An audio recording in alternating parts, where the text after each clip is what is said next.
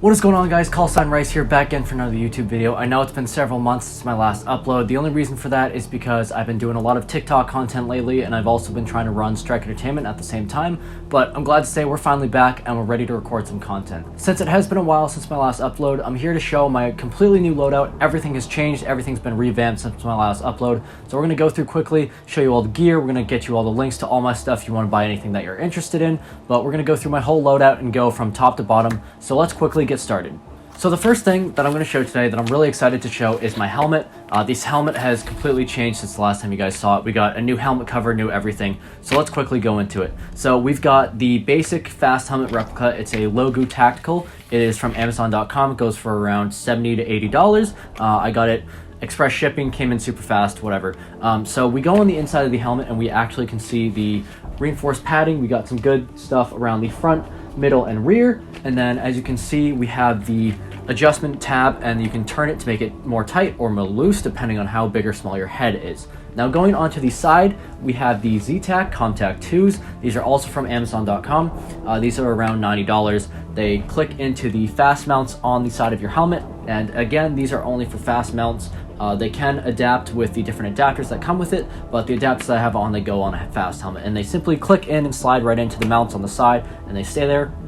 You can rotate the little piece to make them flip up or down, depending if you want to use them or not. And they also do come, obviously, with an earpiece and some wiring. All you got to do is put some AA batteries in each one. It's one for each earphone, and then you plug them into a radio, and they work as radio communication. But I simply use them as the ear protection for when I go indoors. As you can see, there are a couple dents on these sides. You don't want to get shot in the ear. It's not a good time, so I simply use them for ear protection, and then I have a whole different setup for radio communication if I need to do it. As you can see, we have an SCP patch on the side. I'm really going for the SCP loadout considering it's all black. I think it looks really cool. We got a black multicam helmet cover to Velcro the SCP patch on. And as you can see, there's a lot of wiring. So half of this wiring is for the headphones. As you can see, the earphones have a lot of wiring that go in between. And then for the radio stuff and the GoPro stuff, we have a battery pack on top of the helmet cover. On top it has a dead light, which is a little glow stick, and an actual V-light glow light. It shines solid, it flashes, and then it turns off. This is a really good dead light for outdoors. It's really bright and people can see it really well. It has a lot of different modes for versatility. We have the battery pack, obviously for GoPro batteries or whatever. And when you do have a battery pack on the rear, you can wire it so it goes from the side and then all the way to the front of the helmet where we have our Brain Exploder GoPro mount. This is for obviously GoPro recording. You can mount it upside down and flip the orientation in post-production or through your GoPro camera settings. Really good angles, and it's very sturdy. There's no wiggle at all. And then as you can see, the headphones are actually detachable through the little clip mounts. You can take them off if you want to. They come out a little bit easily. That's the only problem.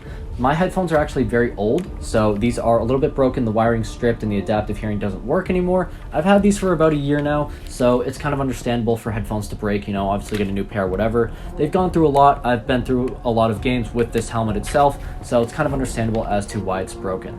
But basically, that is the whole helmet setup. I think this looks really nice. As you can see, we have a Gate Titan patch on the side as well. We're going to go over that later. We got some gun upgrades and stuff.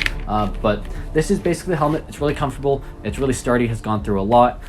So I hope you guys enjoyed my helmet, and let's move on. So now that I think about it, I really want to move on to clothes, just get the boring part out of the way. None of you want to see it. So we're just going to go over the clothes that I wear during games. So for footwear, I just wear basic Timberland boots, as you can see in a lot of my videos. They're just basic Timberlands. They're nothing too special. They're steel toe, good for running through mud or puddles or, you know, banging your feet off stuff. I'm outdoor, I'm running around, there's a lot of trees that you can get hurt on, so it's good to have some good steel toe boots. Now when we look at clothes for the upper wear, all I have is a basic BDU shirt from Amazon.com. It's a really good, I think it's some kind of like linen on the inner part, and on the outside it's threaded nylon or something. I'm not really sure what it is, but really good materials. They're soft, it's thin. On the left sleeve we have a Heinz name patch, is my last name, and then we have a blood type patch, OZ positive. It's not an actual blood type, but it's just a cool little black and gold style patch on the side. And on the right, we have more SCP patches. We have their logo, their foundation logo with SCP, and then a enlarged foundation logo. I got these patches off Amazon. They came in black and white colorways, so I just thought to throw them on there because it'd be kind of cool to have some stuff on the sleeves. So this is my basic shirt. You know, it's really light. You can tuck it in. You can also put pads on the elbows if you need it. I personally don't, but they're there if you need to. So that's my shirt, and let's move on. My pants are nothing special at all. They're not even combat pants. They are simple black jeans from Abercrombie. I got these obviously for regular wear, but I also use these when I'm running around. They're not too tight, but they are also not too big, so they're really good mobility, and they're really comfortable too. They're made of a soft material, so these are really good to run around in, and they're not too expensive either, so you know, if they rip or do get ruined, I can just go and grab another pair. They're nothing too sophisticated, and I also don't have to have them shipped from any company, any Milsim type company or whatever. I can just go to the local mall and pick them up. Now moving on to my belt setup, this is actually fairly more sophisticated. Everything has changed on it. I think you guys are really going to enjoy this. So this is a basic inner and outer belt from Amazon. It's a basic quick release system. So if you take this, quickly buckle it, and it buckles, and then press the 2 gold pins on the top and bottom, and it comes out. So let's leave this buckled for now. Let's start on the left side of the belt. We have a Amazon taco pouch for an M4 magazine. Really easy to slide in and out. It's really good retention. It's made out of plastic. You clip it in, and you know, it's a really solid pouch. It's the same for the 9mm Glock magazine. This is for my sidearm. You can slide your magazines in and out. It's a quick release. You don't have to, you know, hit any buttons or anything. That just slides in and out. In between that is a cat tourniquet, which is a Gen 7 tourniquet. It's actually officially licensed. It's not a knockoff. I got a official tourniquet because I am trauma certified and basic medical certified. I'm having a little trouble getting it out here, but this is an official cat tourniquet that is officially licensed. It's not a knockoff or anything, so I plan to use this obviously if something happens on the field. You know, cat tourniquets are not just for GSWs, they are for any trauma that happens, you know, any punctures like a stick or a rod, and we need to cut off any bleeding. So we can apply this, no problem at all. A lot of the refs don't actually carry their belts on them when they're reffing, so if I were to be out there and something were to happen, I do have this at the ready if needed. The casing I'm using is also a cat tourniquet holder, officially licensed by Cat.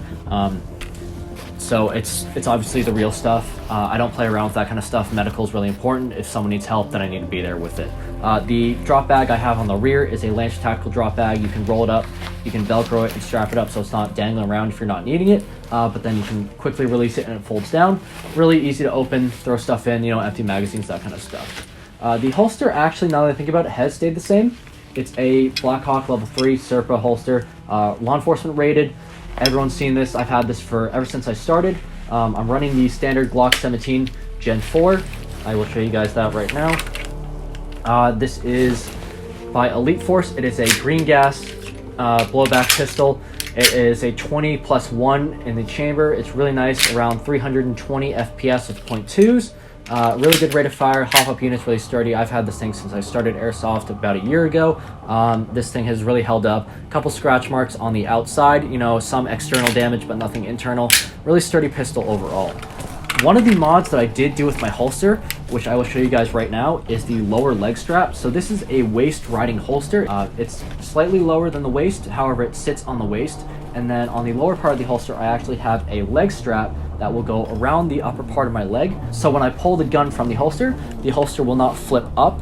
It'll just stick to my leg and I can get a straight, easy upwards pull. The concept was actually created by Lucas Botkin from TRX Arms. A lot of our gun builds, Anthony and I from Strike Entertainment, a lot of our gun builds are from Lucas Botkin from TRX Arms. We'll show you that later, but a lot of our inspiration comes from him. So moving on to the last part of the belt, we have some chem lights for indoors, you know, tracking where we need to go or where we've been, sort of mark our positions, that kind of stuff. These are really bright. On Amazon, they are advertised as military grade. However, they are not military grade. You know, you can put everything in the title of products these days, but they're not actually military grade. They are very bright though. They do last upwards of 13, 14 hours. They're very strong and they really do help in really dark environments, especially Milsim type events. And then the last part, we have a large carabiner holding our mechanics gloves. These are soft shell. They're not hard knuckles at all. However, they're really good basic protection. They look really nice. Obviously, mechanics gloves are really nice gloves. I've always been in love with these kind of gloves. However, I've never really gotten to own a pair myself. But, you know, I actually got my first pair a couple weeks ago. And I will tell you right now, I have not regretted my decision whatsoever. They're super nice, really soft, and you can get a lot of mobility from these. And I'll tell you right now, I've been shot multiple times in the knuckles with these gloves on. Even though there's upwards of no protection, it doesn't hurt whatsoever. There's a nice soft little layer of glove, and it doesn't hurt as bad as people really make it out to be. So don't waste your money on the hard knuckle gloves. Not really worth it. You know, they kind of restrict your mobility in a small way. I think these soft shells are really the way to go. Now, the next little small part that I wanted to go over was the eye pro. These are basic shooter glasses. They come with black, white, and yellow lenses. These are around $40 on Amazon. They are ballistic rated, so when you go on the field, you are free to wear these. They don't get in the way at all. They easily slip on and off. To pop the lens out, all you have to do is pull up on the outer part, flip the switch on the top, and the lens will come out, and then obviously do the same on the other side, and they will easily pop out. And then to put them back in, all you have to do is match these clips in with the in part of the glasses, and they will slide back on, and then just flip the switches down, and your lenses are locked back in for you to use again. And then the earpiece you can obviously take off to switch out between lenses. So these are really good glasses. They look really nice. They don't have to spend a lot of money on Oakleys or anything else. You know, they're pretty cheap and they work really well. I have never had a problem with these. I've been shot multiple times in the face with these and they don't crack at all. So these are really trusted glasses. Now this is a really exciting part of the loadout video. I've changed everything on this plate carrier. This is a Yakuta Airsoft plate carrier from Amazon. I got it for around $90. Everything is super sturdy on this thing. So I got this off Amazon. Again, Amazon plate carriers, you know, they're kind of risky to get, but this thing, haven't regretted buying it once. Anthony got this a while ago and he's loved it, so I got it and to try it out, and I personally love it. So this has dummy plates in it from my old vest, and it's super sturdy, and it has inside padding, so there's little pads on the inside, you know, to support it, and it's more comfortable to put on. You don't just have a straight plate against your chest. And on the front, let's go over it quickly. We have a Elite Force dead rag, obviously Velcro, pull it in and out. We have a single point OD green sling. It's for my new gun. It came with the gun off Hop Up. I'll go over that later. But on the right shoulder, we have a Code Red headset with a push-to-talk setup going from the front wired to the rear on the right shoulder to do my radio. We'll go over that later. But we have a large carabiner just for style, and then another SCP patch with the text, Secure, Contain, Protect, and the logo of the organization. And then the magazines on the front are single stack M4 magazines. These are 190 round Banff magazines. They say 30 Banff on them. These are by Evike. They're really good, sturdy mags. They feed really well with my gun, which I'll go over that soon. But these are amazing magazines. They're solid plastic. The follower window is actually fake. However, these are, you know, obviously doesn't really matter. You can obviously tell when you're dry and when you're not. We have mag pull assist on the bottom of the mags. These are for easier pull on the magazines when they're stowed. Pull them out and get them back in your gun, get back in the fight. On the front, we have a admin pouch. You know, I keep armbands in here, tools or anything that I need, just on the front, just in case I need to store my phone or that kind of stuff. And then moving from the front to the left, we have more magazines, single stack. These are the Banff magazines again. And then on the rear, we have our brand new radio, which is a Baofeng UV5R, obviously wired with the PTT setup. And then we have an extended antenna that came separately. We got this off Amazon for around $30 extra. So overall, this radio setup is around $60, considering the radio itself is $30 plus 20 is $50, and then the PTT is again $10.60. So it's a pretty simple wiring with the radio, but it works really well. It hasn't failed me once with the radio pouch that came with the vest, actually. So really good storage. Had to move some stuff around, but it works. Now for the right side of the vest, we have more single stack M4 mag pouches. We don't have any extra magazines to put in there. Also, I'm a right-handed shooter, so putting magazines on the same side that I'm holding the weapon would be pointless. And then on this side, we also have a grenade pouch for anything else that we need to put in, obviously, such as smoke grenades, frag grenades, or any other tools that I'm storing. And then I forgot to go over the little patch, obviously another SCP organization logo. One thing about this plate carrier is when it came, it had shotgun shell straps on the shoulders. I actually changed those out with some basic little shoulder straps that came with my basic plate carrier from when I first started Airsoft. I found that these are a lot more thin and a lot more mobility is gained through these shoulder straps. You don't have a lot of tension rubbed against your neck. It's a lot better, just personal preference, obviously. Everything is adjustable on this plate carrier from the sides to the top. You can make them more tight or more loose depending on your body size. So this is sort of a one-size-fits-all plate carrier. I really do think you guys should invest in this if you're starting Airsoft. For an Amazon vest, $90. I think this is a pretty good setup, and you know, it's something that you won't regret buying. I personally suggest this to all starting Airsofters. Don't buy the SWAT vests that you zip up the middle. They won't really do any protection. They're kind of flimsy and horribly made, but I think this Yakuta vest is truly the way to go in terms for starting airsofters. Now, the final part of the loadout video that I'm sure all you guys are excited for is my brand new gun. This is a Crytek Trident SPR Mark II. This is from Hop Up for $300. You can get on Evike for around $350, $370, depending on the package that you get. So I got a really good discount on this. It did come with a mock suppressor, but I did change it out with the standard steel muzzle brake. The suppressor is at my friend's house. This weapon is pretty long itself, with a fully extended buffer tube, so I decided to switch it out. I thought that the suppressor was a little bit too long, so I just like the muzzle brake. So starting from the front to the back, we have a PEC box that I actually have to replace. I did have a flashlight on there too, but it broke. Both these things are broken. I have to take them off and just remove them completely. This is going to be completely rebuilt. On the lower, we have a M-LOK hand stop. This is I believe it is a Magpul hand stop. Yep, and you can simply put your fingers in there, fits perfectly, put your hand on the switch, and it works really well. So we have this E-tape down for the PEC box and that kind of stuff. It looks kind of cool with the Luke Spotkin style E-tape style. I know he uses E-tape for all of his builds, but this is what we're doing here. And then moving back, we have the standard front iron sight. Flip that up for faster target acquisition. And then we have a standard Red Dot TR1. So this is a pretty sturdy build. I think it works really well for me personally. This is a really nice gun.